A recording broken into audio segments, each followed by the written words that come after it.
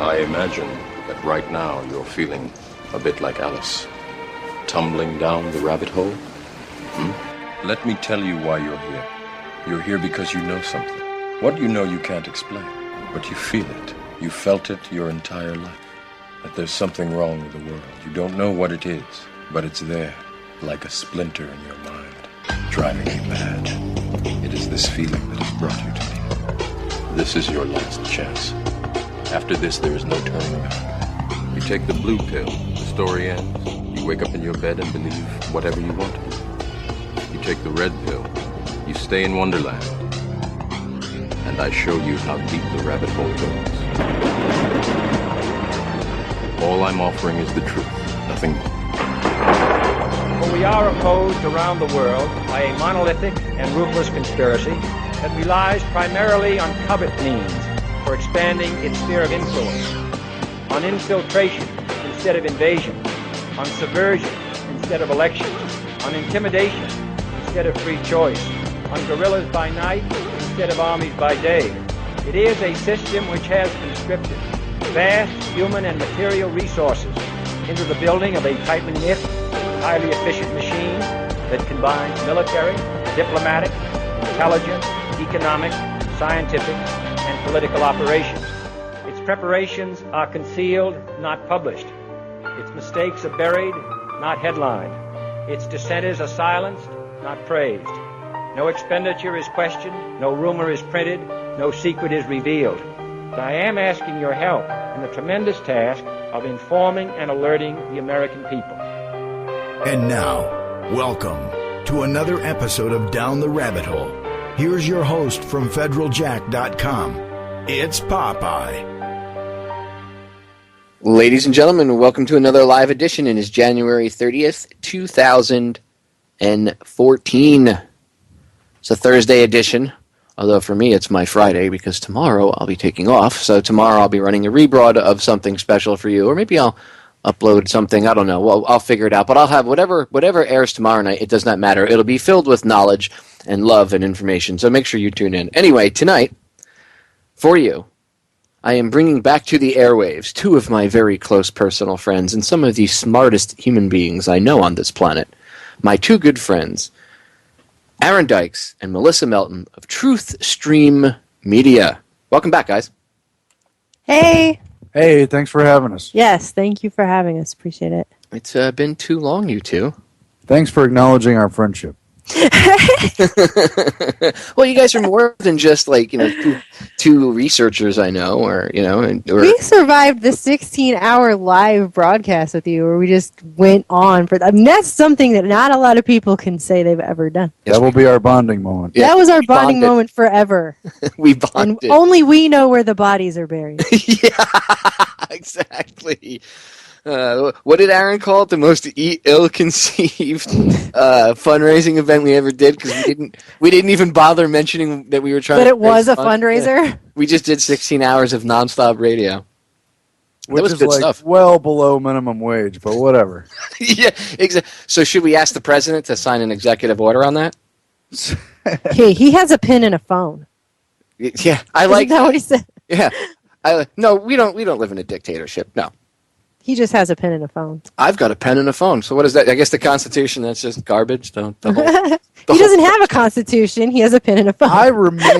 I remain creeped out that they rolled out and used the auto pen, the robo-signing pen, when Obama was over in whatever foreign country, and they had to sign the legislation, and they knew that he would back it, and it just wasn't convenient for him to sign it. And after all, terrorists or communists might thwart our country if we didn't use a robo-pen to sign legislation into law.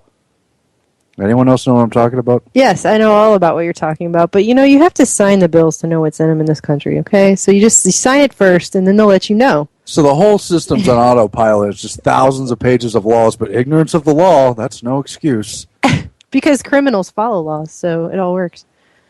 Just insanity. So we should have President RoboPen. President RoboPen. Well, we have President Teleprompter, so... Maybe actually that's what he should be called, President Teleprompter RoboPen. I thought that's been basically the president for the last however many years. It's frightening. That means he's like programmable and hackable and... I thought he already was those things. It is very scary, actually. I mean, if anybody needed any further evidence, I mean, it's it. You're done. He said, I would like to do as much as I can around Congress as possible. I have a phone. I have a pen. Just like all the founding fathers envisioned. We would all have phones and pens. And we were just, I mean, yeah. That's how it is. I foresee the next big push is immigration reform. And a lot of people are going to say, well, what are you against immigrants? No, my mother was an immigrant.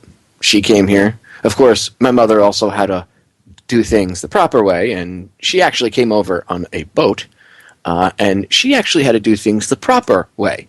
You know, she actually had to wait her time, file an application, take a citizenship test, as did my grandfather and my grandmother and my aunt, all who immigrated here from Europe after World War II. Oh, amazing. They came through the system, and I'm not saying the current immigration system is perfect, and that I'm sure it can't be it could be overhauled. Of course, that overhaul would involve getting rid of half of the retardedness that's in there, and I would still make them take a citizenship test. I would still make them have to understand the Constitution and stuff like that. The older school immigrants that came here understood this country and its history, and they understood the Constitution, and they loved and respected it. This newer generation of immigrants, that the illegals that they want to give citizenship, they, time after time, it's been shown that they will vote Democrat. Okay, which means all they have, what you see the Democratic Party trying to do right now is they're trying to pad their voting ranks before the 2016 election and before the midterm elections. That's what you see going on right now.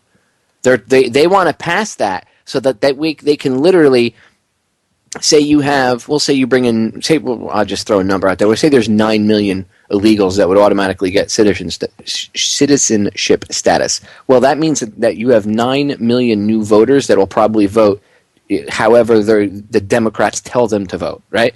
And that'll be 9 million more votes to push an agenda, or however many, maybe there's even more. I'm just throwing the number of 9 out there. So that's the agenda with immigration reform. It's got nothing to do with helping anybody out. And these CEOs and stuff, yeah, we should do it. They deserve human rights. They don't want them. They don't want people. They don't want them in here legally for anything else other than slave labor. That's all. They just don't want to be. They don't want to get in trouble for hiring illegal immigrants. So they want to be able to pay them, but they don't want to be able to. They want to have them as labor. It's a long. The whole thing. I think that's the next step. Is what they're going to push next, and then they're not even going to bother worrying about Obamacare, because according to them, Obamacare is working great, right? And the immigration thing has been on the agenda since the beginning of Obama's first term.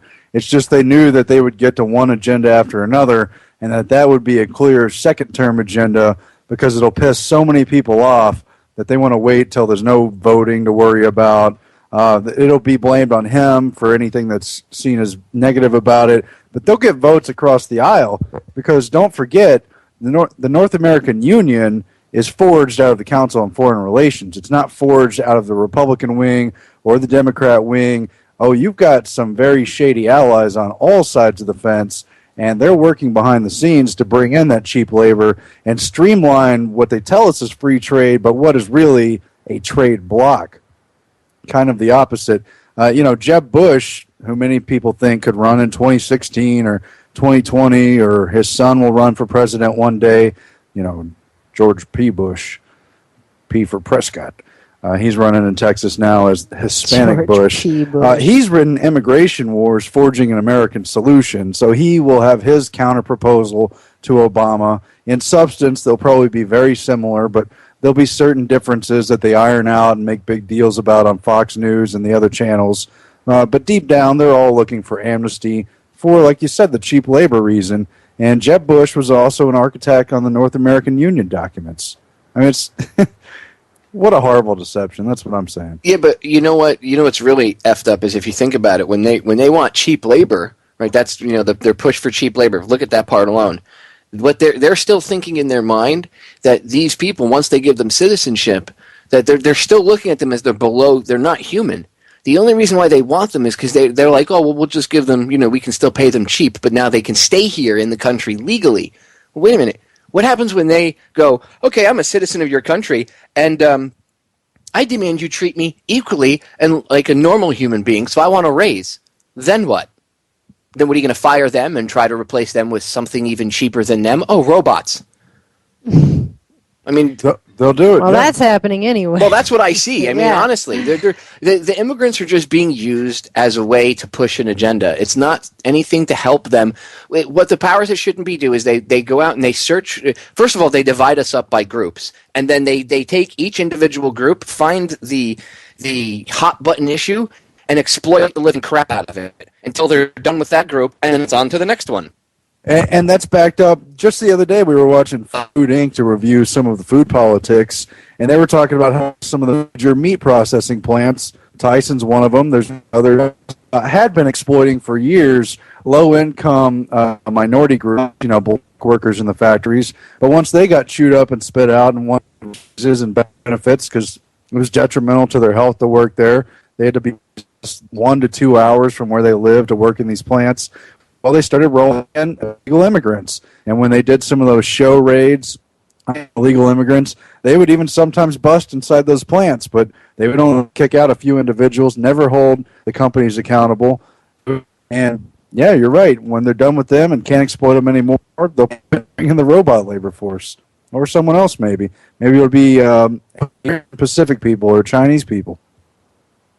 I just think it's interesting in this country that you don't have to show an ID to vote, but you have to show an ID to do like 50 other things. Well, and as a veteran, you have to. I mean, as a normal citizen, you guys are awake.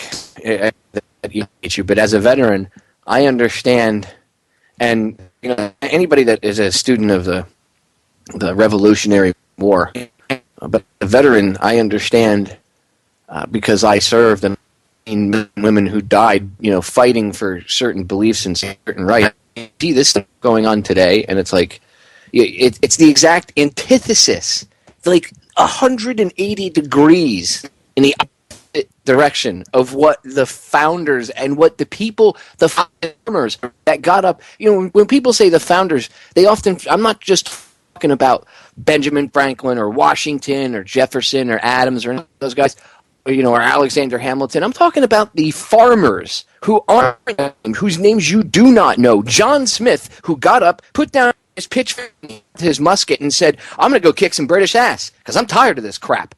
Okay? Those people died to give the future generations of this country a chance. And now we are sitting back. Our future generations are turned into a bunch of brain-dead zombies. It's just... It's so frustrating when you understand.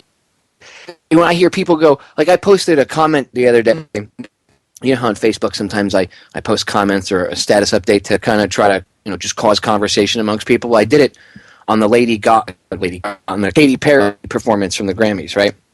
And I posted the stat that I had posted about it being, how it was a ritual and everything. Well, I posted that on different versions of the performance all over YouTube, and just. The people were like, so who cares? Who cares if it's a ritual like that? Who cares? It's freedom of her religion. And I was like, it's not about her religion. Do you not understand? They're normalizing what they believe in. Well, I don't believe it. It doesn't matter if you believe in it or not. I mean, how arrogant. Well, I don't believe it. It doesn't have any effect on me. Really? What, have you been watching the movie The Secret? Just, doesn't it frustrate you guys? Yeah, and I know we've covered it. I will not forget that Madonna said her performance at the Super Bowl, which everyone pointed out was a cultic ritual with Babylonian and satanic stuff. She said it was like going to church, and that it was a sermon. She was going to deliver a sermon. Oh yeah, no, I got completely attacked for even bringing that topic to the front and talking about that at all. I was told that what do I expect women to just wear burqas? I mean, all kinds of stuff. And my favorite comment, I think, a lot of times our stuff will get reposted on activist posts. Do you care if I read you a comment? Because this is my favorite comment in response to Go right ahead. The video that we did. This says, you are effing kidding me, right? Every single teenager in the U.S., UK, France, Spain, Germany, or any civilized first world country, that was all in caps, supports and has created this style. There is no satanic means behind any of it. It is just what the general public has come to like. While some other things are quite crazy, most of it is made to please the public and people enjoy it. Please get out of the Middle Ages with your witchcraft and come into the 21st century. Girls now only cover half their bodies with clothes. Get over it. Styles change. It does not mean it is the damn devil. You must be crazy if you think this is satanic. No one cares anymore about how appropriate things are. As time goes on, things get more and more inappropriate. At first, 16, 17, and 8-year-olds wore leggings. Now 13 and 14-year-olds wear them. Get over yourself. Thanks. Have a nice day. I think my favorite part of that was, it does not mean it's the devil. You must be crazy if you think this is satanic. While Katy Perry is singing in front of Baphomets. They're all over the stage. Melissa, don't you understand? That's all created by kids. Yes, I'm sure they were born and just had that thought. But do you see how stupid these people are? They're so ignorant. They're so ignorant. I mean, the information is out there. Look, I did the same thing, and I've had the same results on YouTube, and I didn't expect much difference. But what I wanted to do was create conversation, and it did work because there's other people now being drawn in. On one of the videos of her performance, the last time I checked, and this was yesterday, I had over 500,000 hits. My comment was the top comment, and it had like 86 likes already on it. And there was, 40 some odd comments where people were attacking me, but instead of me going at it, like I replied to a few things, but I don't reply emotionally. I just reply very, very cool and logically, with no emotion at all. One guy got pissed at me, and I hate him because the response was, you're a jerk off or something like that, or another one was, I'm selling tinfoil hats. Where do you sell them? Can I get one from you? Stupid crap like that. And one guy, the one that went off on me, I told him, I said, he told me to shut my mouth. I said, well, look, internet tough guy, I know, you feel like you can tell me to shut up. You're the internet bully now. I said, but I know, pretty much I know the information is, and I'm paraphrasing, you can go look at the comment. But I was like, I understand that this upsets you. And, it's just cause that it upsets you, but, it's real. The Young Turks, I don't know if you guys know who they are. They have a YouTube channel. Cenk used to be on MSNBC. They're useless. They push the left-right paradigm. I go off on them all the time. Anyway, they did a video about the Grammys. Did not mention once the weird, and didn't even say that the performances were weird. Didn't even mention it. So the comment that spurred all of this was, wow, not one mention of the blatant witchcraft or satanic ritual, something like that, during the ceremony. Nothing. And that's all I put was, wow, no mention of that, like, wow, you guys didn't even, mention it or whatever. Long story short, I got attacked by the Young Turks viewership. Obviously, they're very left-leaning, and I'm doing that saying air quotes because I don't buy into that paradigm, as most people shouldn't, but they push it all the time. Everything is always Republicans. Democrats are good. Republicans bad. Conservatives are bad. If you ever watch any of their videos on YouTube for 5 minutes, you can see that they toe the party line. I mean, it's ridiculous. Even one of the hosts, Cenk, even admits that when he was at MSNBC, they told him not to report on Fukushima. Well, he's not at MSNBC anymore, and I don't see them reporting on Fukushima still. So they must have, they must have a backer somewhere. It's the people that, and they have like over 1 million subscribers to their YouTube channel, and those are the people that they upload a video and their stupidity gets 15,000 hits in a day and a half, and you try to tell somebody, like your video. You'll upload your video. The counter will stop at 305, and all of the comments will be filled with ignorance. It'll just be, you're living in what are you living in the medieval times? Look, oh yeah, well, I got yelled at because I pointed out the fact that I thought Jay-Z and Beyonce was dressed like a skank. I'm sorry, she looked totally skanky. The dance she did was skanky, and that's my opinion. I said it, and right there I'm also like, so to be a real man and to be a husband, you have to want your wife to dress like she's a nun or something, It's like you're going to one extreme to the other extreme here. No, if you're no, well, that's what they do. They don't have valid arguments. This is what I was pointing out to this one dude. I said, you don't have a valid argument. Long story short, and look, there are trolls, but a lot of these people are real people, especially now that they merged Google Plus and YouTube. You can see if you could see if even before engaging if someone is somewhat real or if it looks like a shill account, like if you know what to look for. And a lot of these people are real, and these are the attitudes that do prevail a lot of times. Most of the comments on a lot of the videos pointing out that it was satanic, or on the videos themselves, if someone made a comment like I did, it's the same thing. It's oh, you're an idiot. That's fairy tales. That's not real. I was told, oh, it's just a marketing gimmick, dude. They do that because people buy into it, and people, the kids, the younger crowd thinks it's cool. And I'm like, okay, so. I was told that no witches believe in Satan. Oh, well, I've been told that. I was told that I don't know what I'm talking about. Witches are, you see, that's just another superstition. You guys think that because you got all of your information from American Horror Story Coven, the TV show. Okay, so you know everything now. Well, like people are so stupid. First of all, I'm not attacking the Wiccan religion. That's not what I'm talking about. Yeah, exactly. I'm talking about people that, like, I've had Christopher Everard on. Remember the audio I played during that 16-hour broadcast we did, right? I played that piece of audio from that. With the Anunnaki? Yeah, where the Satanists were invoking Set and Tiamat, and while they were doing that, they were also praying to Lord Enki. Enki and Enlil are members of the Anunnaki. If you don't know who the Anunnaki are, ladies and gentlemen, go start reading the Sumerian text or the translations thereof, okay? They are praying to otherworldly beings, aliens, whatever, interdimensional travelers, whatever you want to call them. If you don't know what the Anunnaki are, go watch the Katy Perry video E.T. Oh, there you go. And people say, "Oh, it's just done for marketing." No, it's not. The reason they're doing this stuff, okay, and it's so out in your face now, even compared to 5 years ago. 5 years ago, if they'd done this, it would have been looked at much differently. The reason it's not is because it's frogs in the pot. See, if you notice, every year they amp it up just a little bit, just a notch.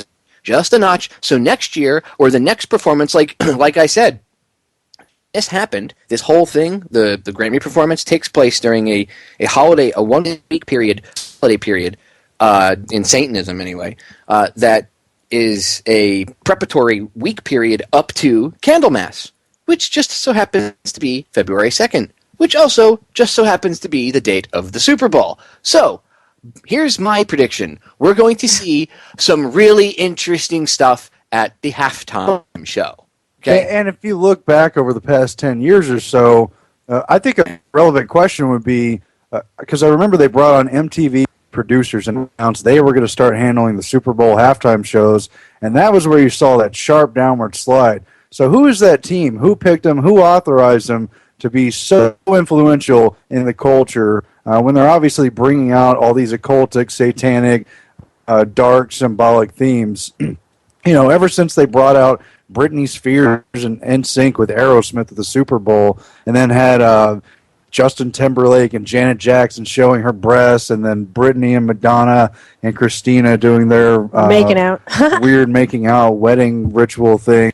There's been a lot of this stuff, and it's not that it didn't exist before that, but somebody really passed that team, whoever they are, the torch, and they brought us to where we are today, to where Katy Perry is doing these rituals openly on stage. And for anyone with eyes to see, there's something going on. But for everyone else, how dare you talk bad about their favorite new pop celebrity? I mean, you don't have to believe in it. These people who are orchestrating this obviously do. And if you go back into history and look several hundred years ago and find the same thing going on, and they're mimicking it on stage with Baphomet heads, flame. She's dry humping a broom that's on fire. I mean, she's casting a spell to bring this giant horse thing, which looks surprisingly like the horse outside of the Denver airport. Thank you. I mean, hello. I mean, are these all just coincidences, or that's all just a show? It's a coincidence.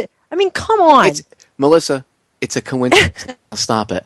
Okay, you guys are just reading way too many. I mean, look, the Baphomet heads, the same horse with the fiery red eyes that's at the Denver International Airports. I mean, it's just a coincidence. And look, it's a marketing scheme. In fact, the teenagers, these teenagers are what got Denver International Airport to put that up in that big statue of Anubis. They did back in 1994 or whatever it was. Yeah. Exactly, right. These goth kids, these crazy goth kids. Oh, they want everything. I mean, at what point will it be too much for these people to finally go, oh, you know what? That is a little bit not right. Maybe they shouldn't be doing that on stage at a nationally televised thing on a regular TV. That's why they didn't do this 5 years ago. That's why they're doing it now. They've had to slowly crank it up because you see how the attitude, you can see it in the comments by when people said, so what if she did a ritual? If she wants to worship, she can worship whoever she wants to worship. That's the beauty of this country. And it's like, you don't get it. They are normalizing it.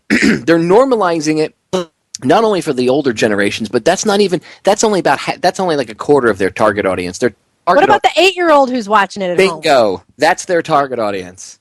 I mean, we were reading a quote from Bertrand Russell earlier about science and society where he talks about how you got to get the indoctrination in there before the age of 10. Yep.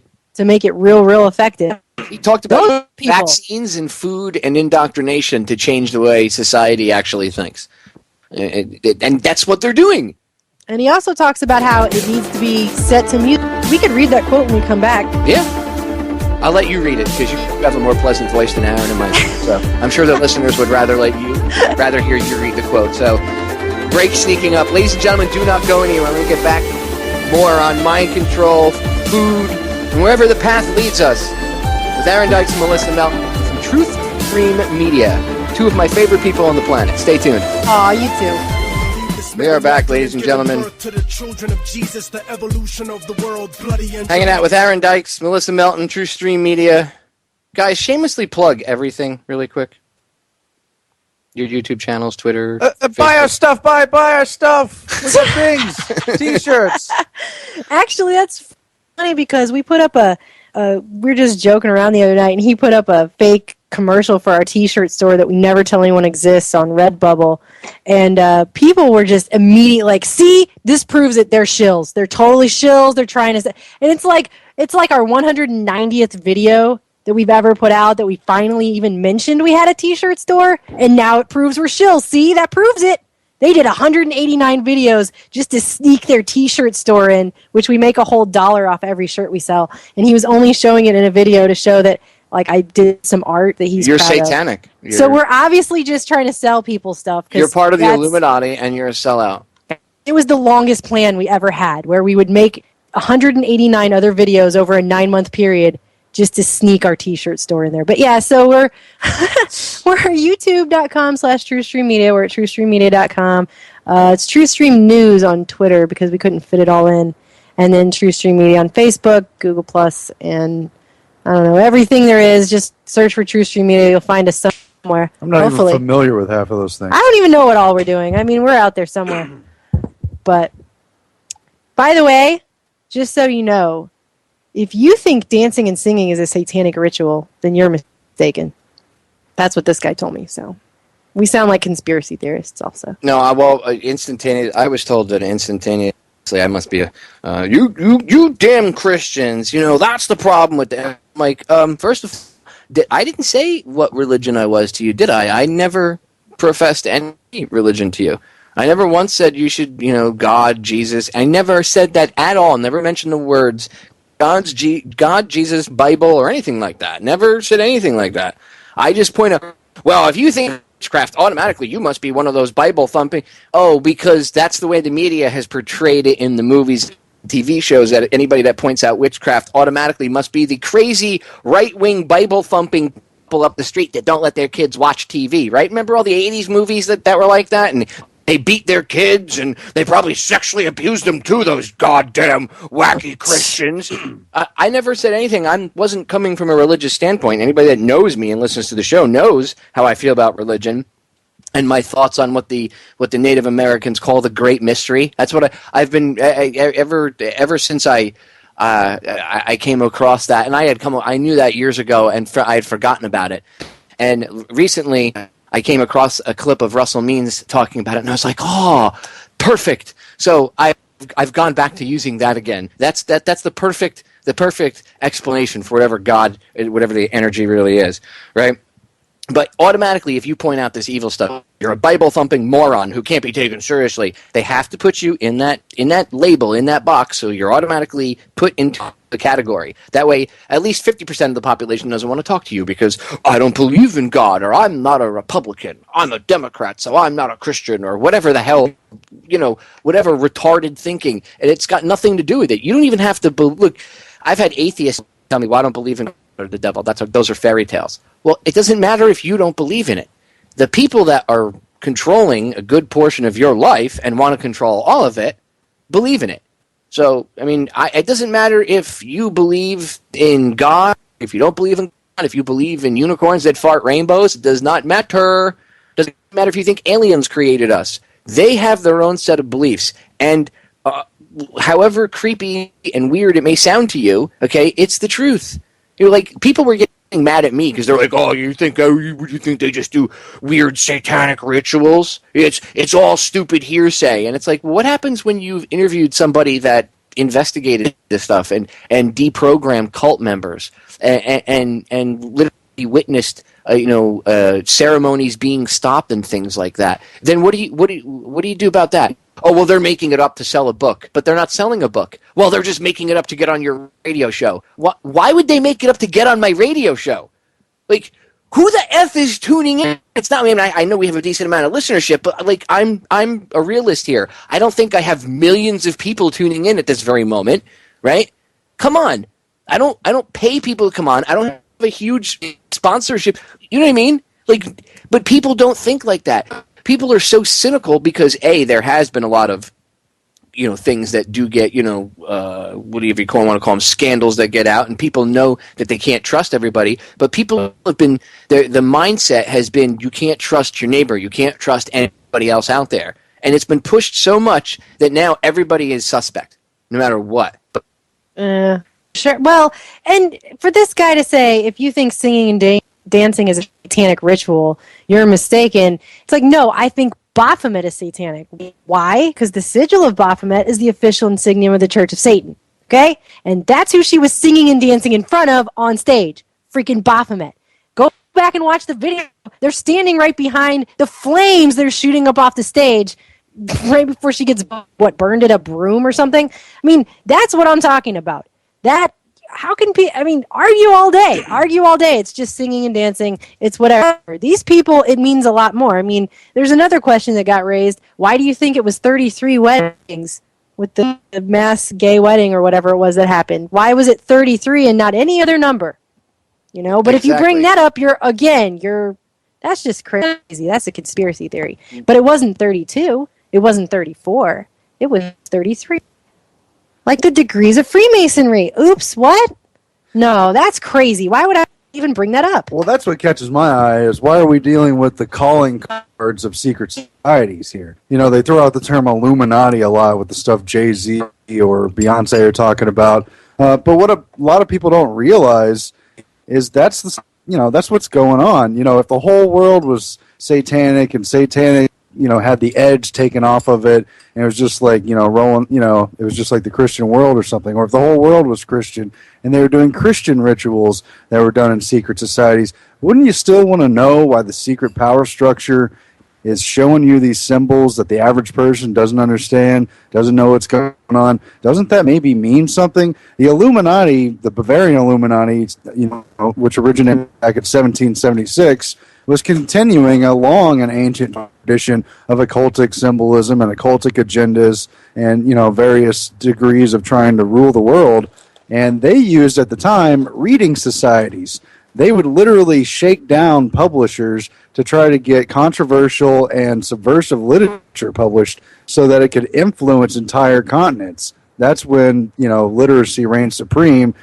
The printing press was literally revolutionary. Today we have television, we have computers, we have award shows, and we have pop music. That's where they're going to infiltrate with their messages. Well, and then if you look at, for example, Beyonce at the Super Bowl last year, which we talked about, and you slow that stuff down, it's very creepy stuff where it's like at one moment she looks normal, and then the next minute it's like her eyes are black, and she looks like her throat has been filled up with something. All the veins are sticking out, and all of her dance start putting their hands above their heads in a pyramid, and she starts yelling at the crowd, lift your hands up, I want to feel your energy. And it's like, people even took pictures of her. They said she suddenly looked really manly and creepy. I mean, there's some questions there, because she's gone on record to say that she feels something go into her when she's on stage, and she doesn't remember anything anymore, and something else takes over her. And I'm sorry, I know I've seen a lot of scary movies, but that looks just like a scary movie to me when I watch it. Okay?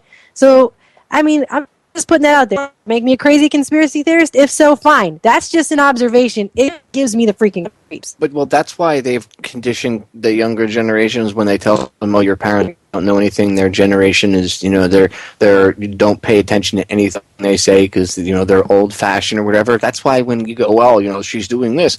Oh, well, who cares? I don't believe in it, so it doesn't have any effect on me. Well, actually, it does have an effect on you, whether you choose to acknowledge it or not. Okay? Just like you don't have to believe in the laws of gravity. It exists because you don't float off into into space, moron. You don't have to believe that oxygen really exists because technically you can't see it. I can't see the air around me.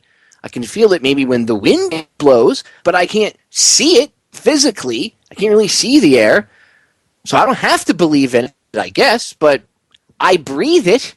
My dog breathes it. You guys breathe it. The trees and the plants breathe it. All the other living animals on this planet breathe it. I can't see it. I could choose not to believe it because I can't see it. Doesn't mean it doesn't exist. Well, it reminds me a lot of, we did a video a couple weeks back, or maybe it was even, I don't know, time is relative, and it was all about the My Magic Plus program they have at the Disney World, where they're going to make people, they're going to have people wear the RFID bracelets. Right now it's optional, but eventually it won't be, just like fingerprints, you know, eventually won't be. But it's an RFID tracker bracelet that you wear throughout your trip to Disneyland.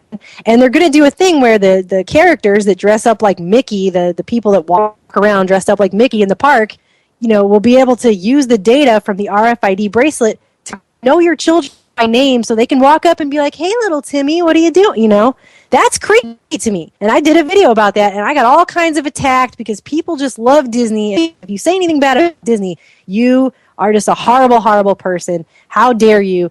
Disney is the most wonderful thing that's ever happened to the childhood, right? But the new video that I put up, no one said anything, and it's about a Disney Junior cartoon that has a little flying drone ladybug, mechanized ladybug, with a little camera that pops out and shoots a video up to a satellite that shoots it to a headquarters that analyzes it anytime, like a little kid. The one that we saw, the example we saw from 21st Century Wire, was a little kid left in a car parked in a driveway without her seatbelt on. So the little ladybug took video and shot it, and there's a whole song about it, and it's really creepy. And I said, even people who hate us for reporting on Disney can't deny that this is some police state Orwellian indoctrination. You just can't even deny it, and no one really has.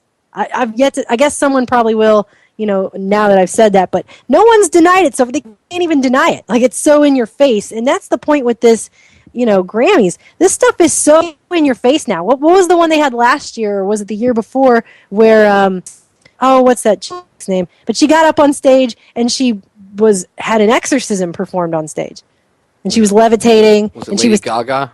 It wasn't Lady Gaga. It was that lady with the Roman name or whatever. Yeah, Roman is her alter character that was possessed. These people have alter egos and stage names. Nicki Minaj.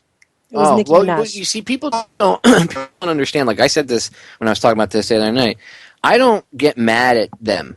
Like, people are like, well, you have to blame Katy Perry. You know what? I really don't.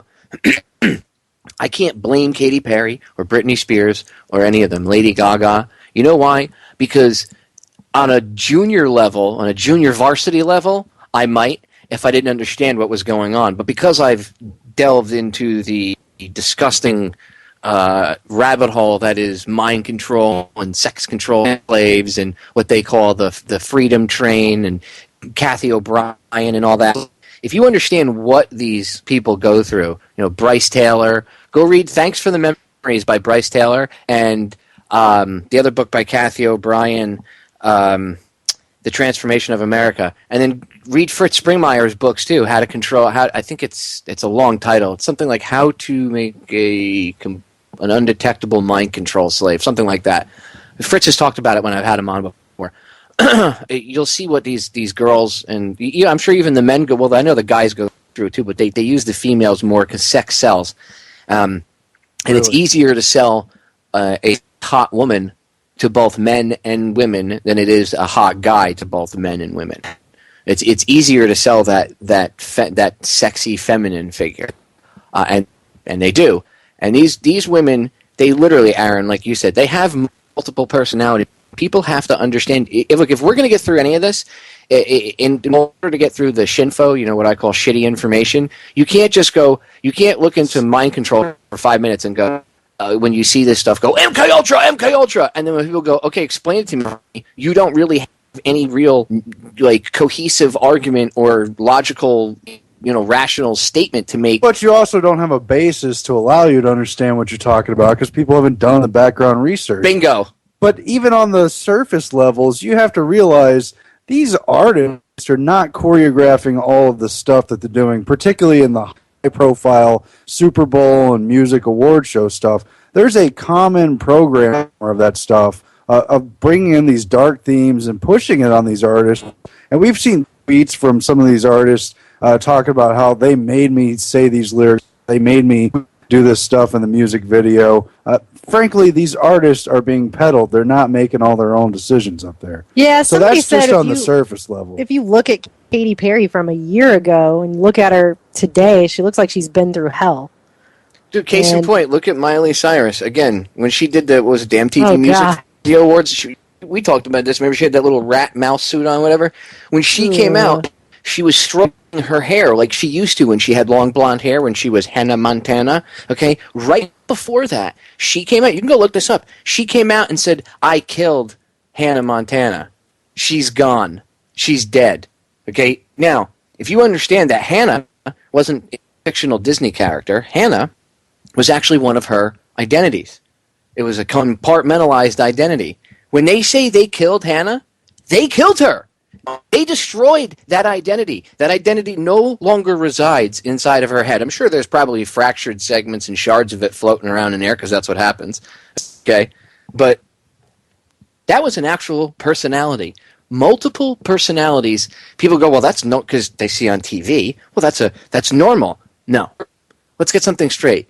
They're removing certain words from the total definition of it. It's not normal. It is a normal response to a traumatic event for your brain to compartmentalize. Okay? What they do is they push you beyond that, even beyond that threshold, to the point where your whole psyche shatters, and it compartmentalizes that trauma into one personality. So that personality has only that personality has dealt with that trauma, and usually that personality is buried deep.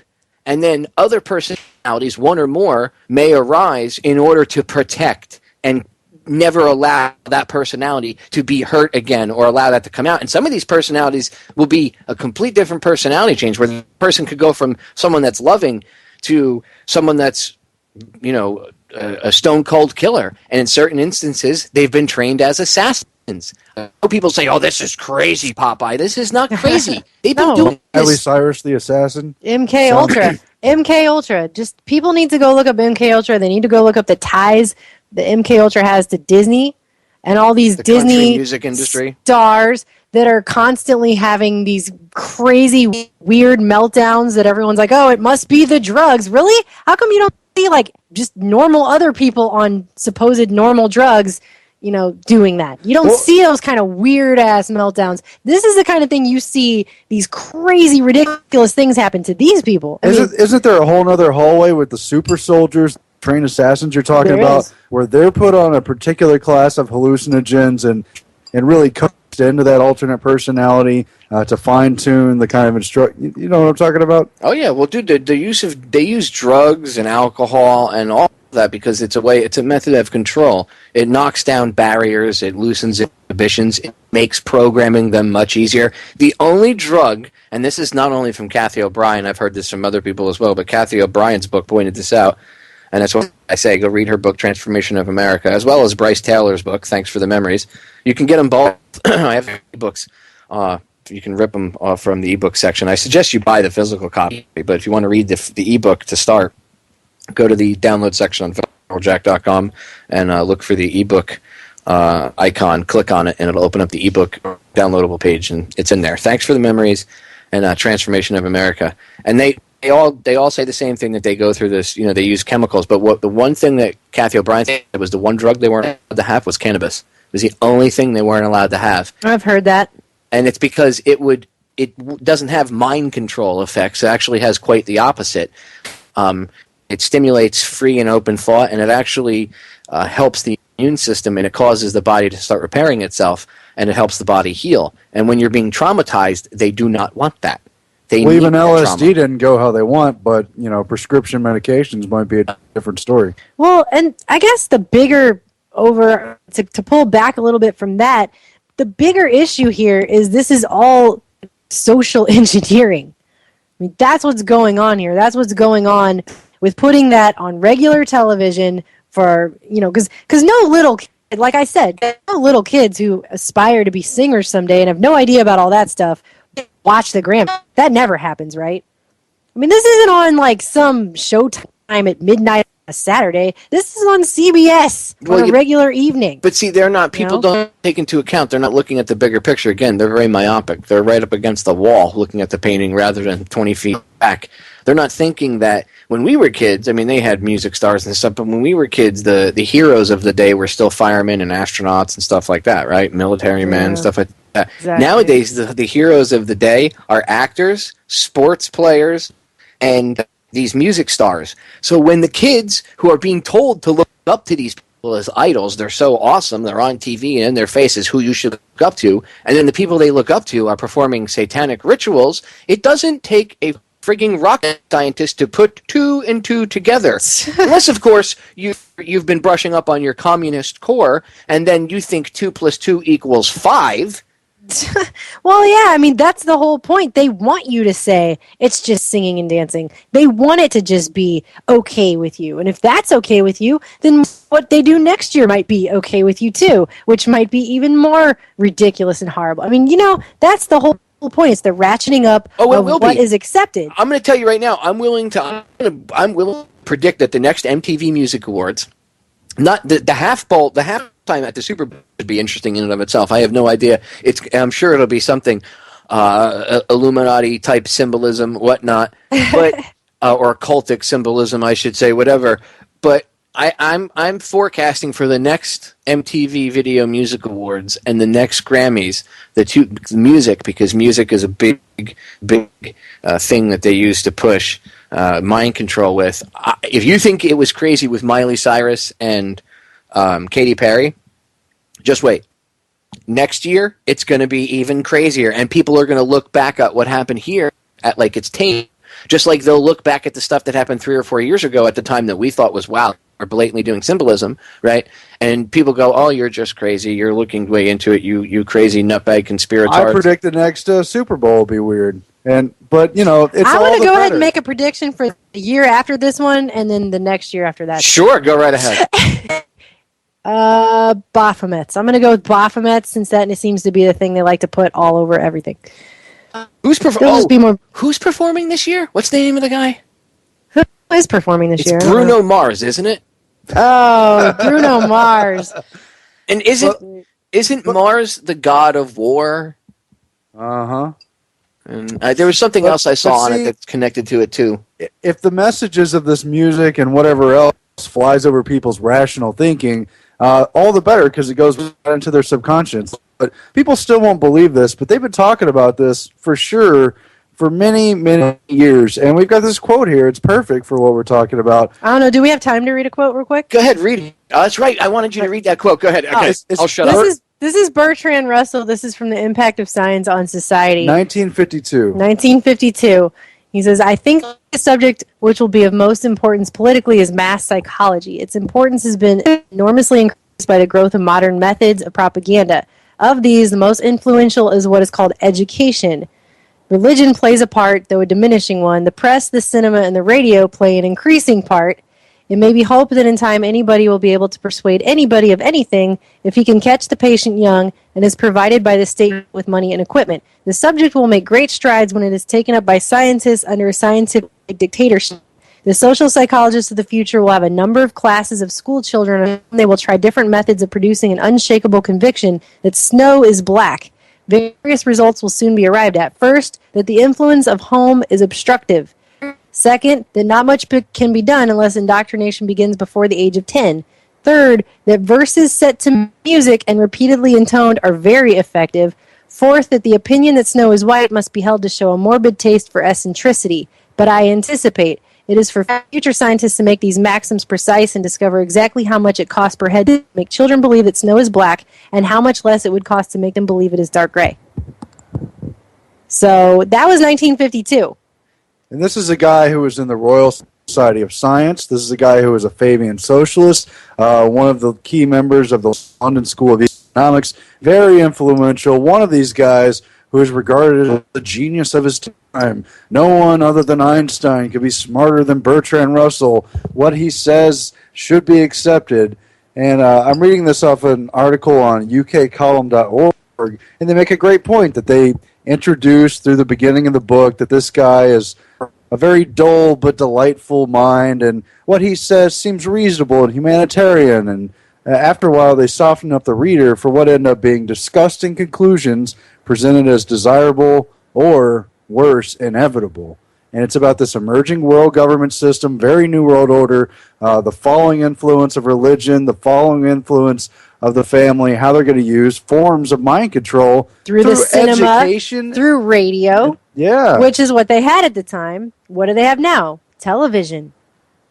You know, music videos, MTV. That's what they got, and that's what they're using, and it's pretty obvious. And I wish that Socrates or one of them said listening to the wrong type of music can make you the wrong type of person. I'm not kidding. Oh, it's such a good quote. It's either Socrates or Plato. It was one of the two. You can go look this up. But he said he's got a quote that listening to the wrong type of music will literally make you the wrong type of person. So if they knew this, thousands of years ago, yeah. If they knew this, hundreds, thousands of years ago, what do you think?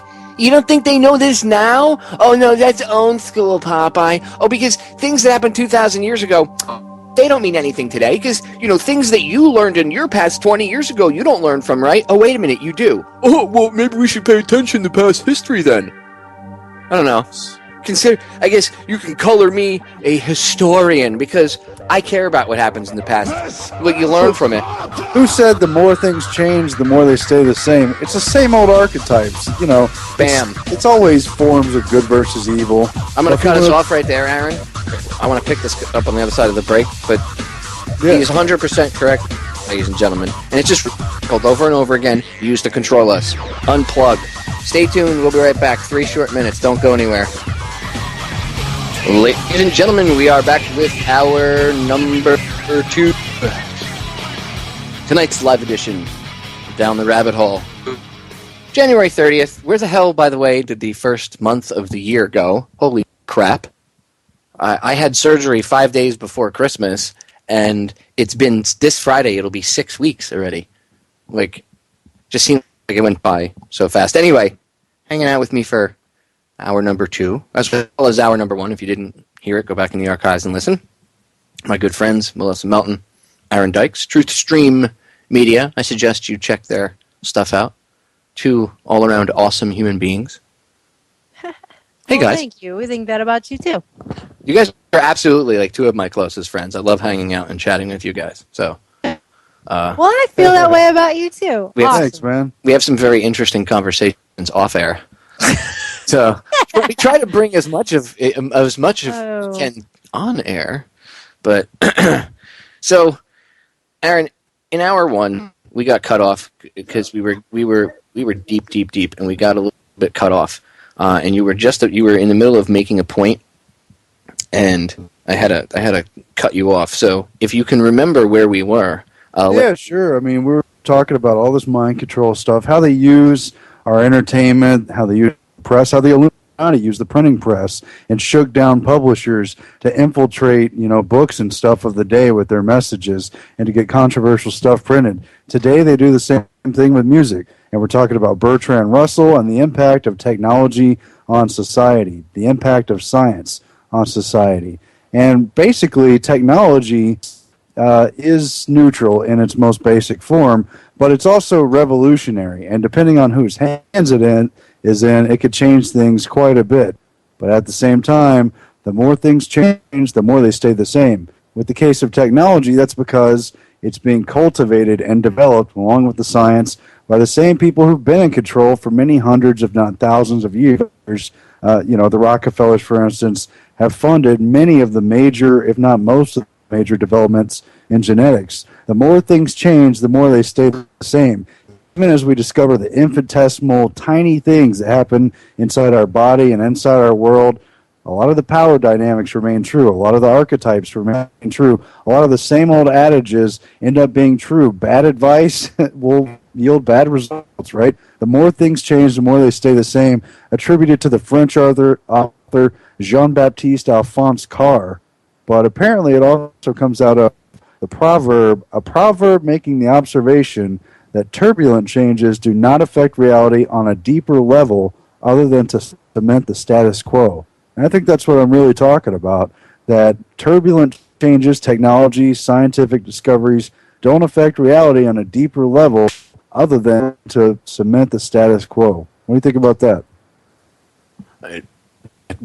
I think it's 110% what you see going on right now. People don't understand. I guess when they hear you and I talk, or you, me, Melissa talk, and other people, wow, you guys are really deep. It's not really being deep. I mean, I guess it is, but it's really not. It's just having free and open thought and listening to things that have been said by them, things that have been said by other people, and then looking at, taking a step back, like plugging from the game, like stepping away from the Monopoly board for a minute and standing back and looking at it from an outsider's perspective almost, you know what I mean? Like you can't be, I know one of the biggest problems with people even understanding or grasping what's going on is they're so myopic. They walk right up on the wall and they look right up at the wall. You know what I mean? And they can only see this little one small part, and that's because that's where their head is forced to focus on. If they stood back 20, 30 feet, they'd see the grander picture. They'd understand how everything works.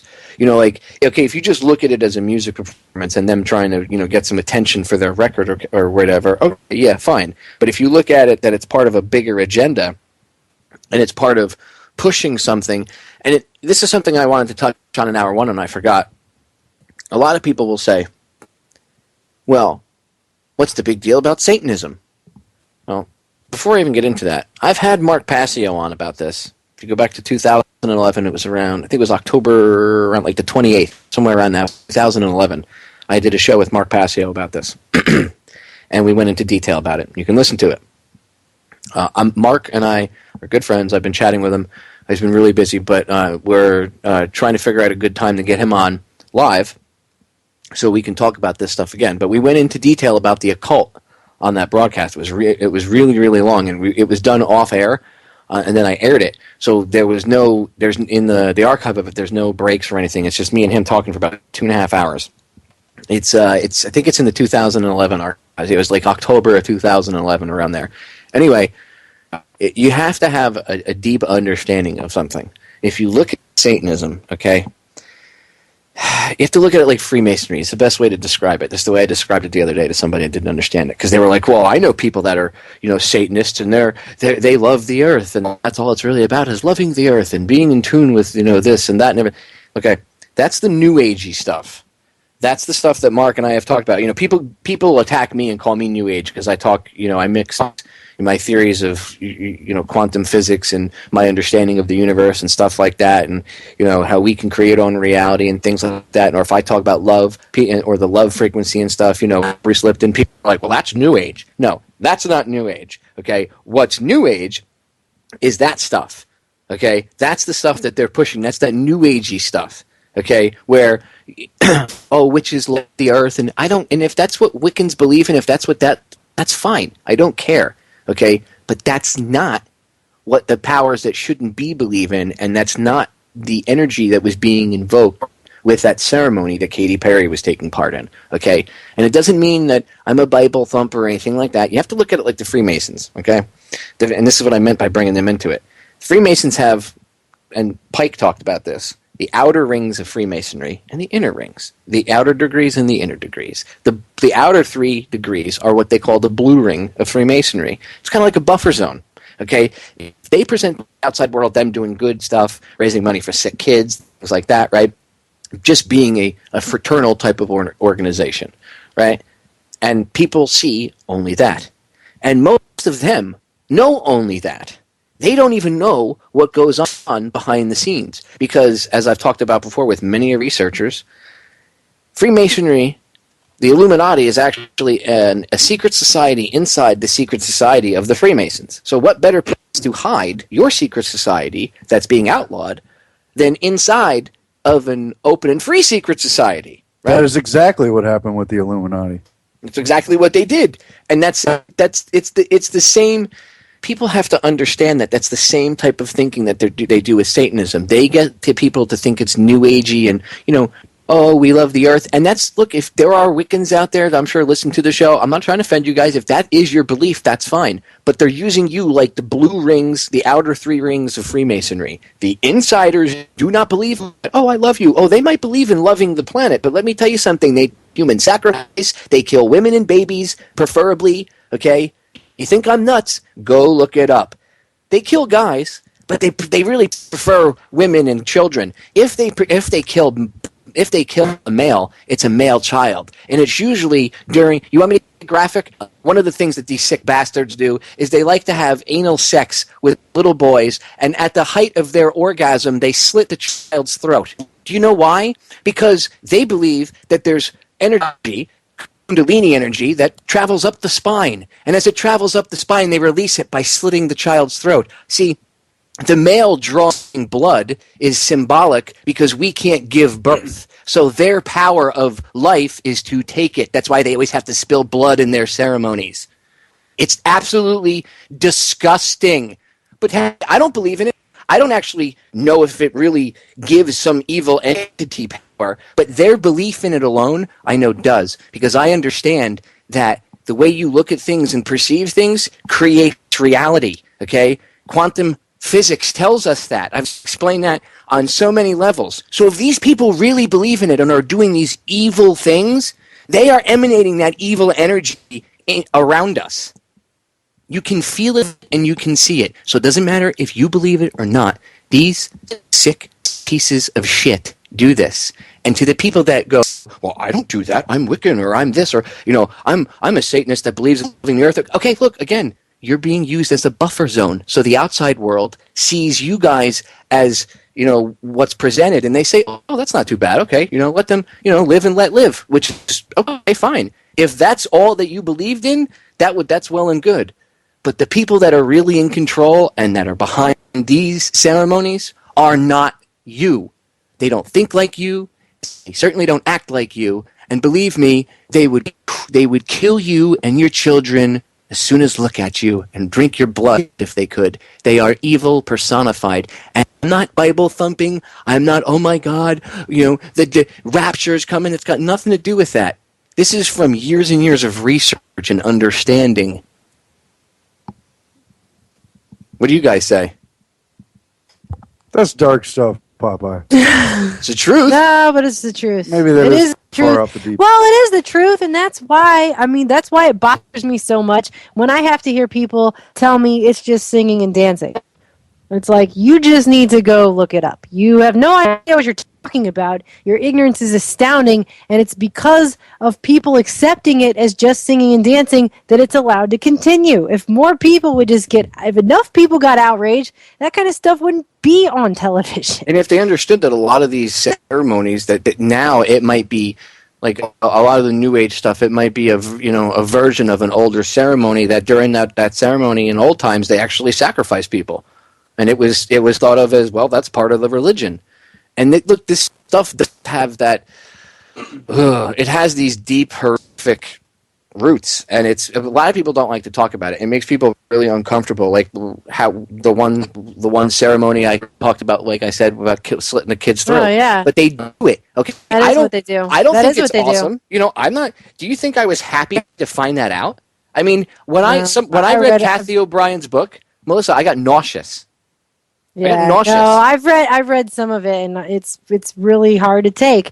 But then on the other side of that, you also go back into the history of our military in this country, and you find out that you've got people very high up in positions in our military who are Satanists, and so then they therefore do have power and control over aspects of your life. And why are we supposed to all just be okay with that again? No. I mean, that's the thing. What about Aquino? That's who I was talking about, Michael Aquino. That's actually who I And was people referencing. are like, who is he? Oh, no, go read Bryce Taylor's book. You'll hear his name. Go read Kathy O'Brien's book. Oh, you'll hear his name. Oh, go look up N.K. Ultra. Oh, and you'll see his name. He's the guy who wrote Mind War. He's the father of the psyops that we see these days. And he founded an offshoot of the Church of Satan, the Temple of Set, Temple if of I remember Set. correctly. Yeah, that's right. Yeah, but hey, I'm just. And by the way, as I said, that audio that I played with Aaron and Melissa, I'm gonna have to. I keep talking about this audio. I'm gonna have to find it. Chris has the piece of audio, but I have the chunk. I just have to find it in that archive of the show.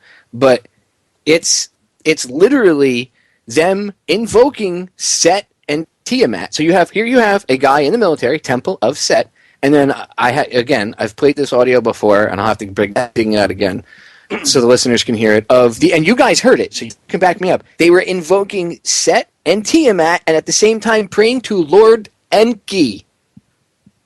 Hello, people. It doesn't matter what you believe. These people believe in it, so at least understand what they believe in. I'm not asking you to believe what they believe. I'm not trying to sell you a religion. I'm not trying to come to you and get you to, like a faith healer and let me grab your face and push you back and believe. It's not what I'm doing, okay? I'm just trying to get you to understand that these sick bastards believe in it. Whether you like it or not, whether it makes your skin crawl and you want to vomit.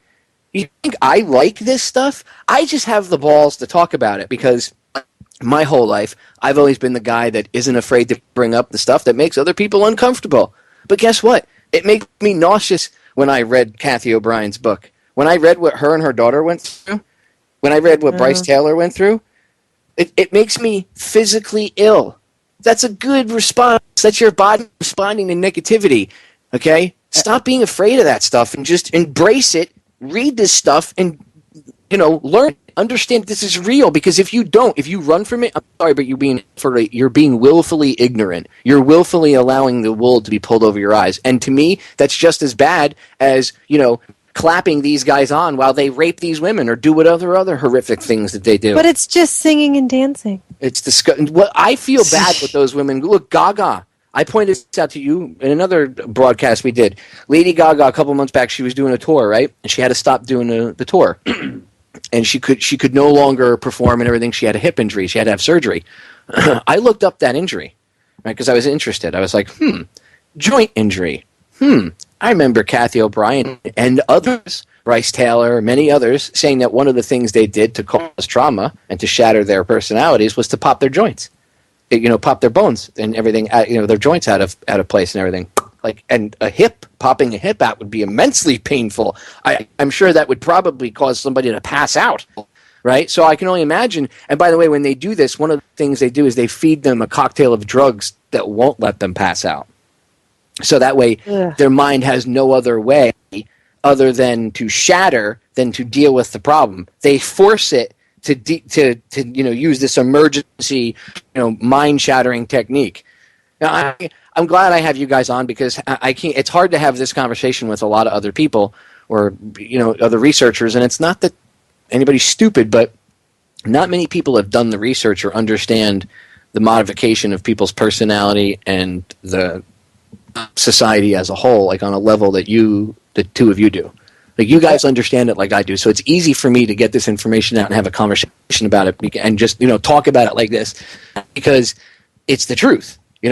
It's like if Christopher Everard was on, it would be the same way because he knows a lot of the same stuff, so he understands. You know what I mean? It's hard to have this and that's the thing. A lot of people don't even realize what MK Ultra was, what the significance of that actually coming out was. And I mean, you can go and look back. There are documents that were released from 1955 listing off the kind of stuff you're talking about right now. Those are government documents that exist. So it's not like something that you're just making up because you're a crazy conspiracy theorist wearing a tinfoil hat. That's an actual government document. It's there. It exists. I mean, freaking Wikipedia is talking about it. It's not, I mean, you know, these aren't just some ambiguous concepts that you drug out of your, you know, crazy conspiracy theory brain. I mean, that's the thing. And so I guess it's just how vehemently people defend things that they can't, like, it's as if it's so big, it's so hard for them to even try to understand, so they just will reject it and just vehemently defend this vision of basically the fake matrix we're all living in. And we know why people won't take the red pill and go down and see what the Matrix is about. And we know why people don't want to embrace these topics, because sometimes they'll give you nightmares. I know it has to me, and it's an uncomfortable area, frankly. But do we even know where our ideas are coming from? You mentioned the other people, Wiccans and stuff, who say, you don't understand Satanism. It's more happy and friendly than that. I know because I'm a Wiccan, right? People tell you that. You know, I've met these General Society Wiccans too, and funny enough, their favorite TV shows are Buffy the Vampire Slayer and Sabrina the Witch or whatever it is. Do people know, where did they get the idea of being Wiccans? I understand being disaffected from the Christian religion and everything. That's something that's been going on for generations, for centuries. Are we aware of that process, that more and more each generation is shifting into a new paradigm of this global society, and that as this gets accepted in a general and friendly way, you know, for those that are Sabrina the TV show, which, you know, Coven the TV show, whatever style Wiccans, people I've bumped into, normal, nice people basically, but who will defend darker stuff they know nothing about. Have they heard these quotes that we just read, even from Bertrand Russell? One of the most influential areas of mass psychology is education. Religion plays a part, though a diminishing one. The press, the cinema, and the radio play an increasing part. Religion has been whittled away specifically since the introduction of the theory of evolution.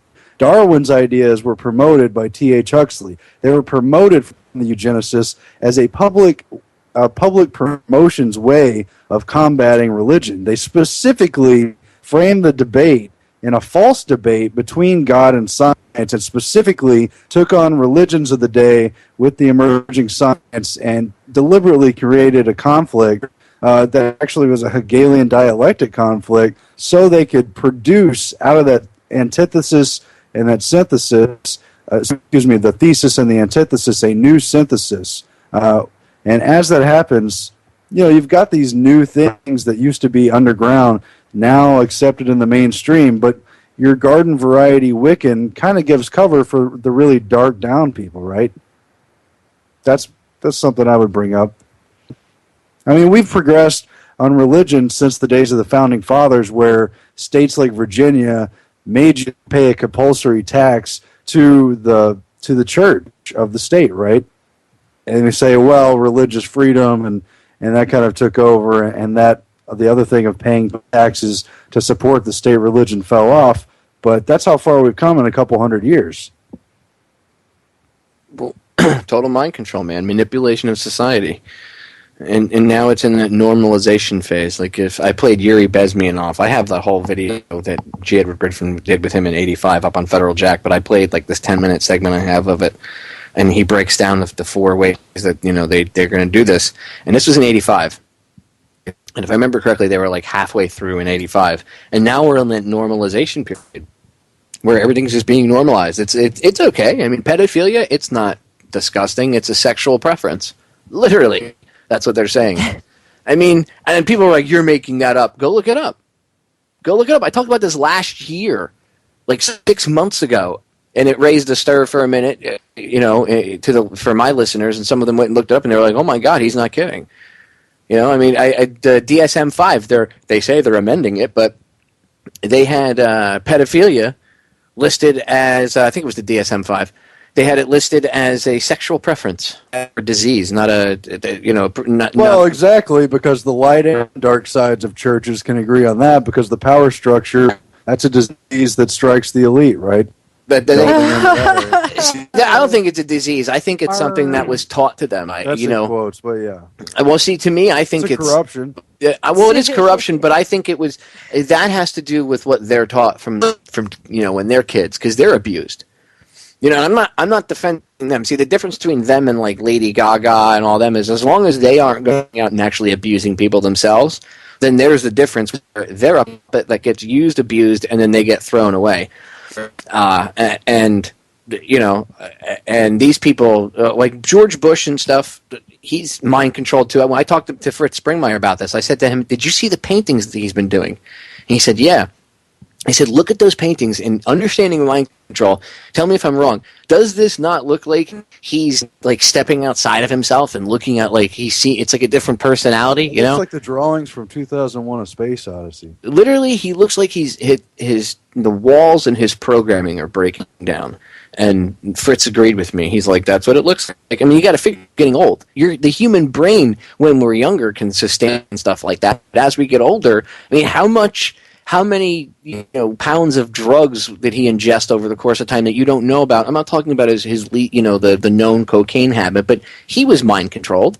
I mean, so was Clinton. And when I say mind controlled, it's not like in some instances, yes, they probably without a shadow of a doubt they have alternate personalities, but this goes on to all of these kids. It's generational. I mean, it's generational abuse / satanic ritual abuse / mind control, and then they continue to do it.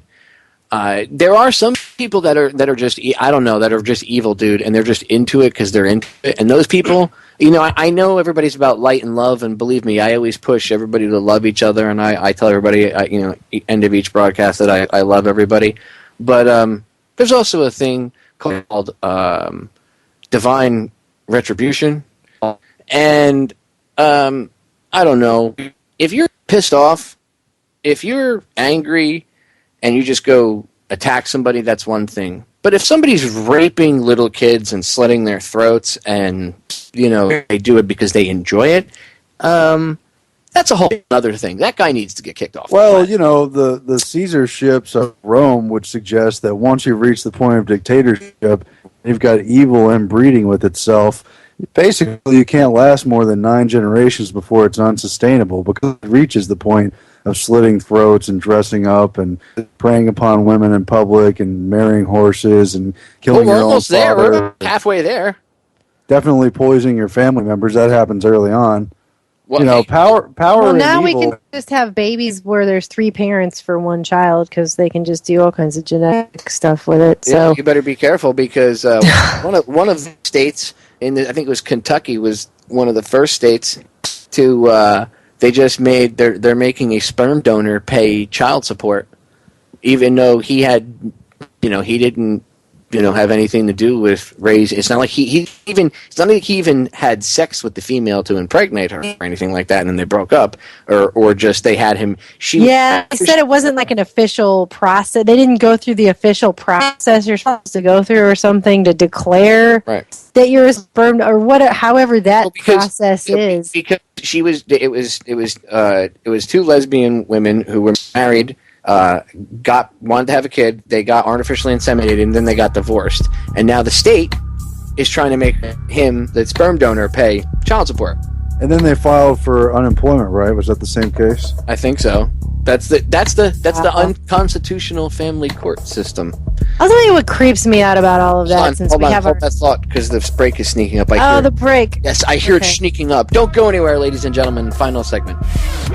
We are back, ladies and gentlemen. Final segment. Tonight's live edition, DTRH, hanging out with my good friends Aaron Dykes, Melisa Melton. Check all their stuff out. Truthstream Media. You can't miss them. They're all over the place. Facebook, Twitter, YouTube, the internet.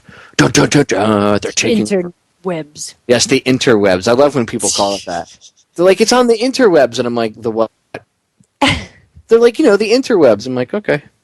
Old school. Okay. The can't miss sensation with hundreds, sometimes thousands of viewers.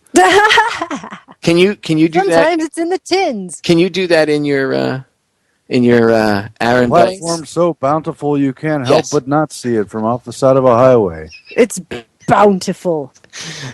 I can't do it. Oh my But God, wasn't that for like a Burger King commercial or something we were making fun? it was because that D-bag over at the New York Post was saying that the McDouble was the most bountiful food and that all poor people should just buy McDoubles because no one can afford organic food because that's the food that's for blonde soccer moms with $300 highlights.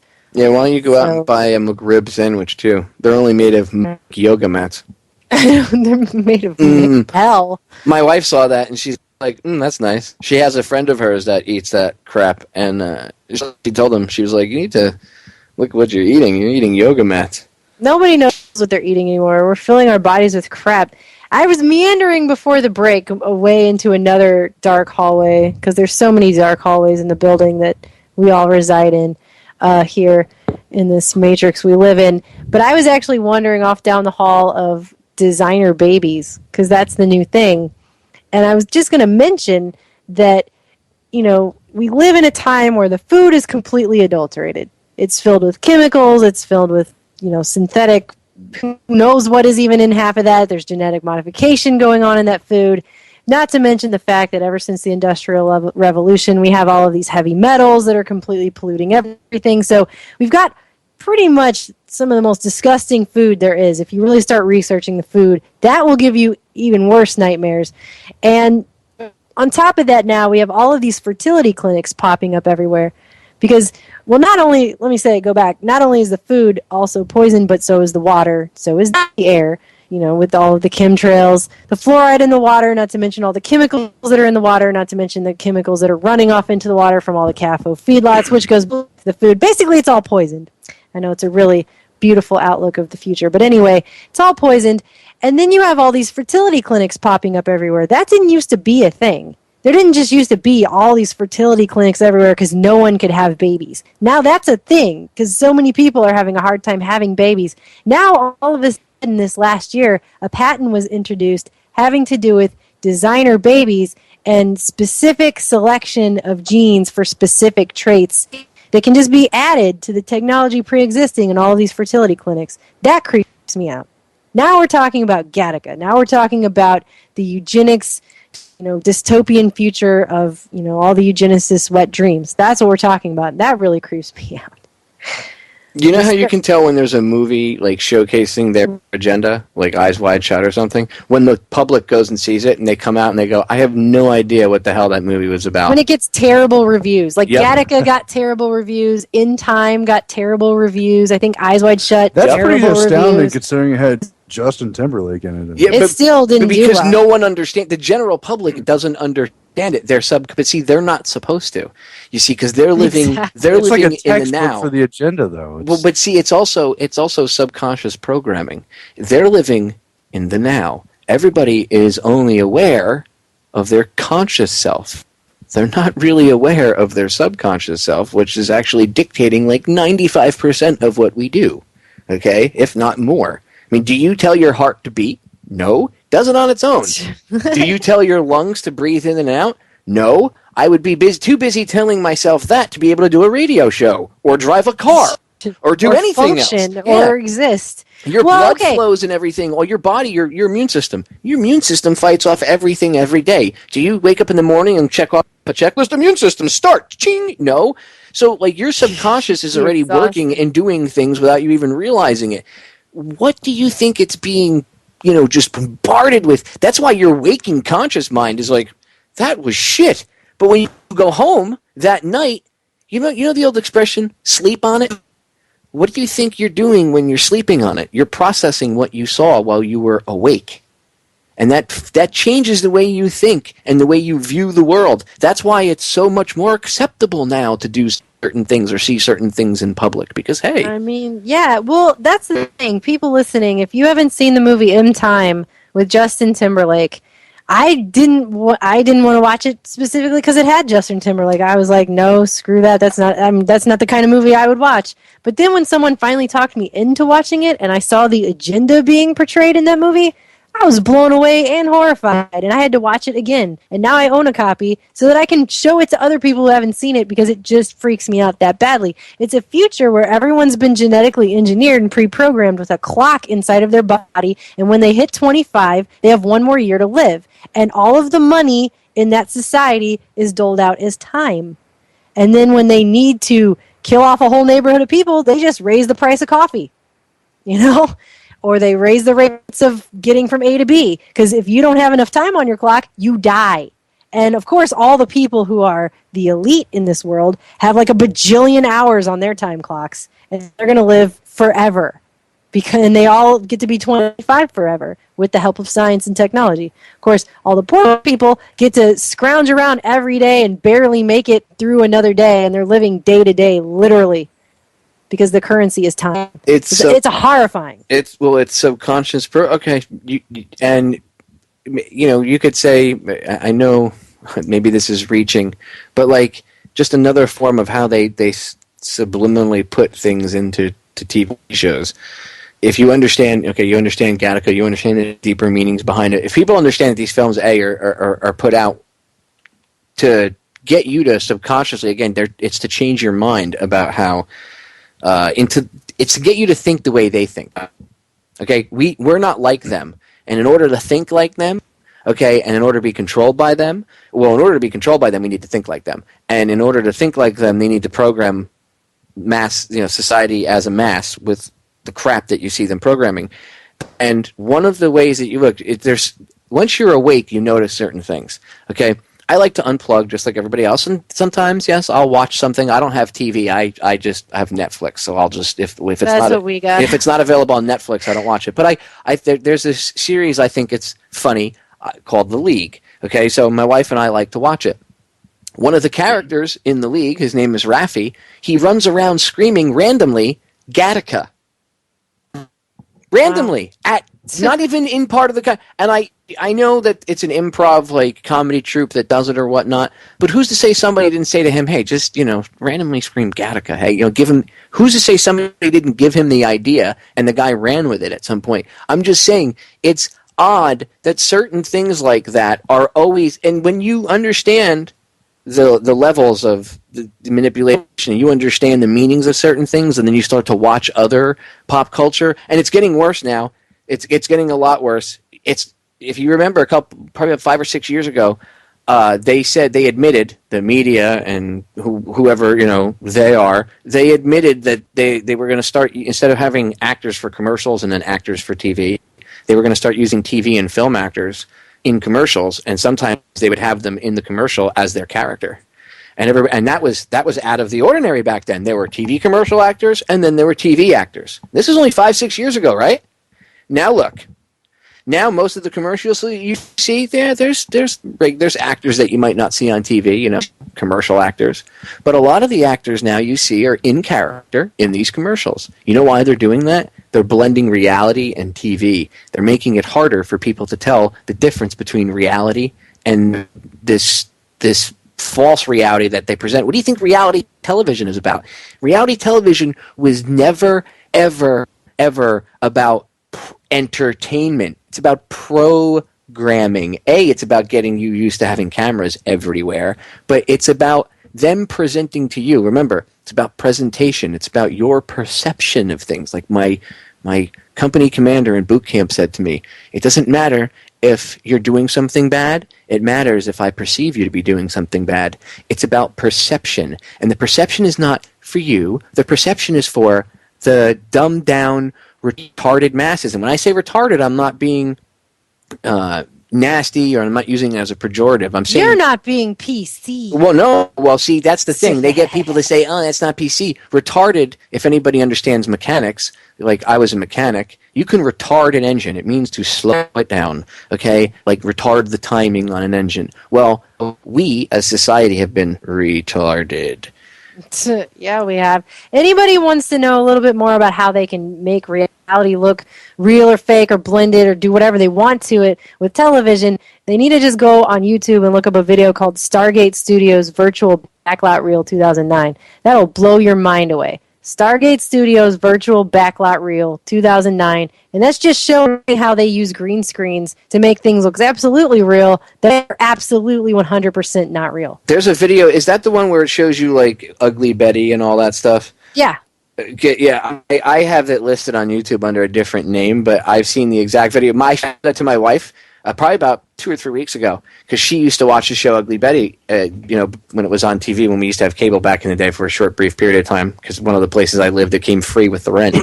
I won't pay for it. There's been a lot of places like that where they force the TV on you. Yeah, like I won't, like the place I have now, it's not like that. They're like, but we'll give you a package. I'm like, I don't want your crap television. Just give me my internet and leave me alone. I'm pretty sure a lot of apartment complexes in particular see that as a kind of social pacification thing, for getting so many people to live in a small space together. Well, it's also a way. It's also a way of enticing people to get into your place. Hey, we have free cable. We give you free basic cable, 36 channels free, and it wasn't like you got like 5 or 6 channels. You literally got like most of the decent, the basic, it was like the expanded basic package or whatever, but it was free. So I'll remember. I mean, I'll never forget when we finally canceled. When I finally decided to cancel cable and not have cable anymore myself personally, and I called up and the lady's like, "But what will you watch?" She just couldn't believe that. She's like, "You're not going to have any cable? But what will you watch?" I have to have cable or nothing. Like, I can't not have it. I have to have it. What possibly could I be doing if I don't have cable? How will I function? You should have played with her like, "Oh my God, you're right." What will I do? Feign a nervous breakdown. Oh my God. I will have nothing to do. I will melt into non-existence. Aaron, dial 911. I'm having heart palpitations. And then drop the phone. I had it for free for years in my apartment, but I didn't hook it up to my TV because I figured out that on top of everything else, I just wasted a lot of time with nothing. I mean, I flipped through the channels a couple times. There's nothing on. You're not learning anything. You're not enhancing your existence by having this idiot box in front of you. Actually, it was funny. We talked to Catherine Austin Fitz about what they've put in the television programming, and she worked very high up on Wall Street, and she overheard them talking about the subliminal stuff that they were putting in programming. Back in the late 80s, they were talking about what they were doing, and she said she overheard a conversation that made her go home and throw her television out because she was so horrified by what she heard. I heard that interview you guys did. Yeah, and when she goes around talking to people, she said that most of the people in her audience have also gotten rid of their television. Well, that's why those are the people that are awake. The only people Isn't that interesting? I won't throw away my TV. I don't use it, but the only time I use my television is once in a while. I'll sit and watch something with my wife. Yeah, I mean, every once in a while we do that. But as far as programming, we don't have television programming. Oh, yeah, no, and, well, you know what I find? You don't have to throw away the device, because the device that can be used to program you can also be to unprogram you. You just got to watch the right stuff. Their technology can be used in reverse. It's just like knowledge is not really evil. It's just what you do with it, whether or not is what makes it evil or good, It's like a hammer. A hammer could be used to build a house or bash someone's skull in. It's not really the hammer that decides what it's going to do. It's the person that wields the hammer that decides. So information is the same way. And I think that the TV could be used the same way. I don't have it hooked up to cable because I just don't have a cable connection. So there is no point to it. I have internet. The TV in my bedroom has a Roku box on it and a DVD player. That's the only way my wife can watch anything. Is anything that I have on DVD or if it's on Netflix. And she has access to Hulu. But there's, she's gone through it and she's like, how do these people make money? Because it's just crap. It's just mindless, brainless garbage. And she used to love to watch television, but even now she's waking up more and more and more. There's a show on TV they have now, I guess it's airing on regular TV right now, called Sleepy Hollow. And dude, if you guys could literally do a video breakdown of this show because it's almost done. So if you have access to Hulu at all, or know someone that does, use their password and log in, and you should watch the whole series and do like a breakdown video of it. I swear to God, the amount of symbolism in the basic premises in the first video They're in the town of Sleepy Hollow. The first show, they're in the town of Sleepy Hollow, and like evil's coming back, and the Headless Horseman is back, and the Headless Horseman is like this. He's basically one of the four horsemen of the apocalypse. He was death, and somehow he was taken out by Ichabod Crane, and Ichabod, Ichabod he was a school teacher, but, he's really a badass school teacher. He was like special forces for George Washington, in the Revolutionary War, and Death is riding he's riding a horse, but he's wearing a British Army outfit. So, I mean, they're involving George Washington, the Revolutionary War. Of course, Ichabod was a Freemason.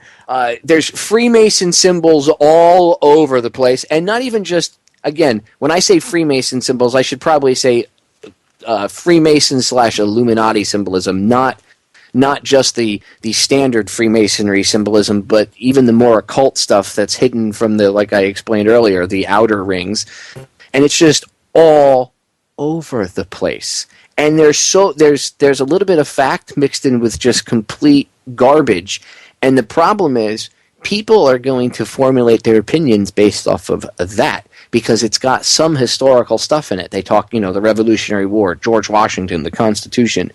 All you have to do is give them just enough, and then the rest of it, when later on in life they fill in the blanks. Their opinions are already formulated by the garbage they saw on TV. Look, it happened to me and my generation to a certain degree. When I was like, I don't know, about 15, 16 years old, I hadn't had my TV for years because I had been punished, and my mother gave me access to the television again.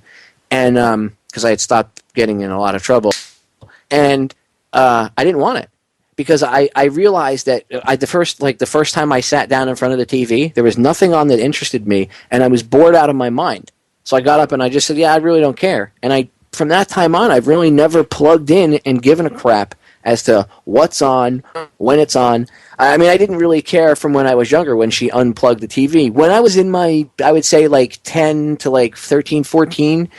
I still read. I read a lot. I mean, that was around the time that I was introduced to the JFK assassination. But my brain wasn't, there were times I remember just watching television and not getting anything done. No homework, no nothing. Not, I would get in trouble with school the next day because I would have gotten sidetracked watching 4 television shows and I didn't do any work. Not that school, that crap, we can get into that. That's a whole side issue. But the point is, I could see how it distracted me. And when it was taken away from me, my mother was right. She said to me, she used to refer to the TV as the idiot box. And she used to say, you watch that thing for too much, it's going to make you stupid. So she took it away from me and she said, you're wasting too much time with it. You need to pay attention to your studies. And my grades improved. I started reading again because I couldn't watch TV.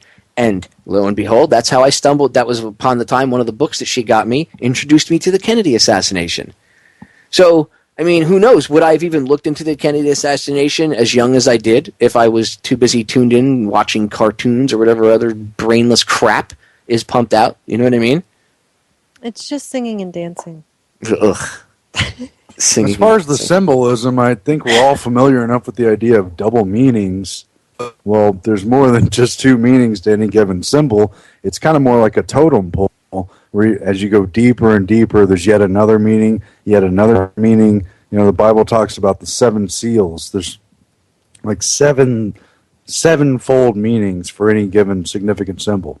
Maybe more, I don't know. Well, they also use something that's called word magic. And I've talked about this with actually on Hangar 18 the other day. I talked about this too with David Whitehead. He's a host. He's the guy that's on in my slot on Mondays.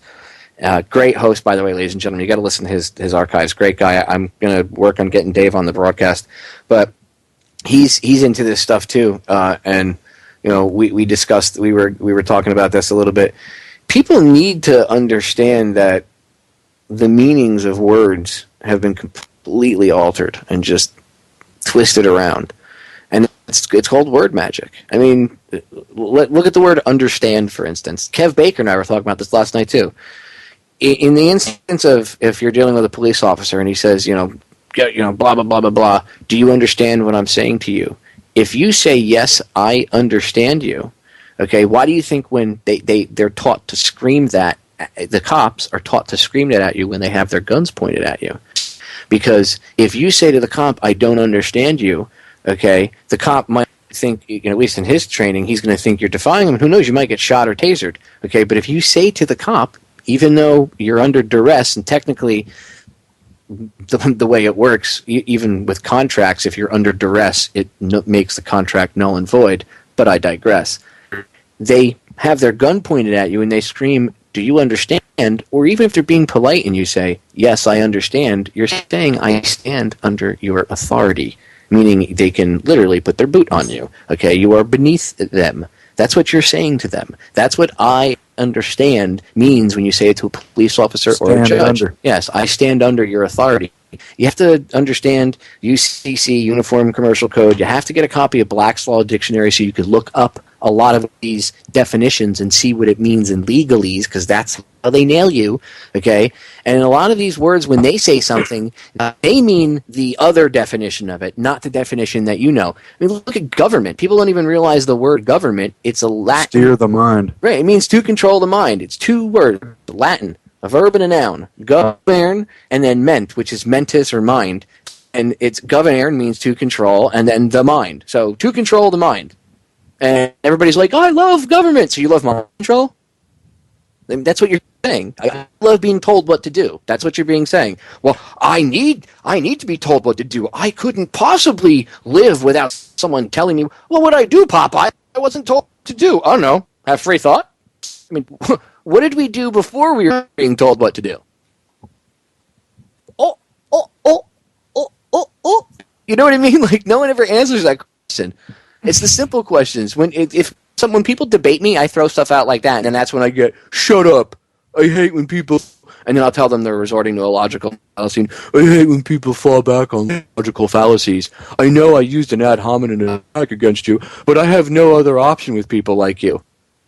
With people like me, who use logic to debate, we can't have a debate. We have to have an argument where I say something, you don't like what I have to say. So you're a jerk. That's where we are in this country, just so everybody's clear.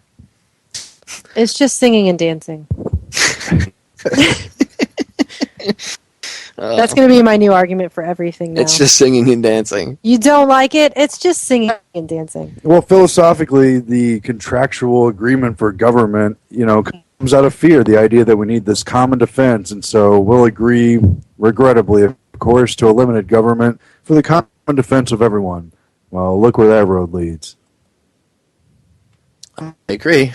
But hey, it's just a contract. But I don't know anything about contracts because, hey, I don't read the fine print.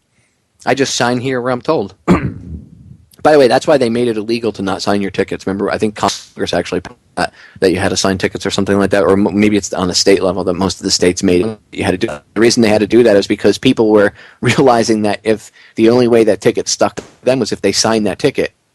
Because once you sign that ticket, you're not that corporation in all caps that's on your license. You represent them in the physical body, but the Constitution even enumerates that you are not a corporation. Okay, so they can only go after the courts. Law Society can only go after corporations. Therefore, your name in all caps is a corporation. When you sign that ticket, you're agreeing to physically represent the corporation that is whatever your straw man's name is, which is your name. Well, your straw man, by the way, has been dead since birth, but he's the one that gets all your tickets and everything else, your credit card bills, anything. So you agree to all that when you sign that ticket, and they made it illegal to not sign the ticket because people were like, I don't know, I guess around the 70s or 80s, whenever when they made it illegal or started making it illegal, because people were realizing that, hey, if I don't sign that ticket, I don't have to pay the fine, or I'm not really subject to those points, because they understood the way the law really is. So then they just made it illegal for you to not sign the ticket, which by itself, isn't that violating your constitutional rights? So that means that law is null and void. Hey, I'm going deep. We only have about a minute and a half left, guys. Time flies with you two. Well, I'll just tell you, it's just singing and dancing. This is my new thing now. I'm going to make a graphic of this and put it on your page. Everything is singing and dancing. I have to have you guys back on soon. Maybe the State of the Union is just singing and dancing. Maybe if you're free next week. I might be singing and dancing. The State of the Union is such a weird pledge to the empire. I don't know. I thought Kenneth Webb did a really good job with his channel with his mashup of both Bushes and Clinton and Obama, and how they all basically sound the same. Don't people ever get that clue that it all just sounds the same? They're all reading from the same scriptwriter, probably, or the same It's group of probably the scriptwriters. same speach every year. Well, Bill Clinton's inauguration was all about hope and change. The winds of change. Same script. Ugh. Well, they have to tell you it's changed because it stays the same. Yeah. Again, lies, lies, la la la la la la. Singing. Are you singing? Are you dancing? I'm singing and dancing, so it's just singing and dancing. When we were watching this, when we were listening to the State of the Union, that's what we were watching it on the stream too. While we were talking about it live on air, I was playing Hitler speeches over top of him at random points during the speech. So it sounds the same, and when you read the subtitles and the translations, you're like, anyway, ladies and gentlemen, we're out of time. We love you all. The solutions to our problems do love you all. Are an inside job. Go check out Melisa and Aaron. They do awesome work. They're awesome human beings. Aw. You are too.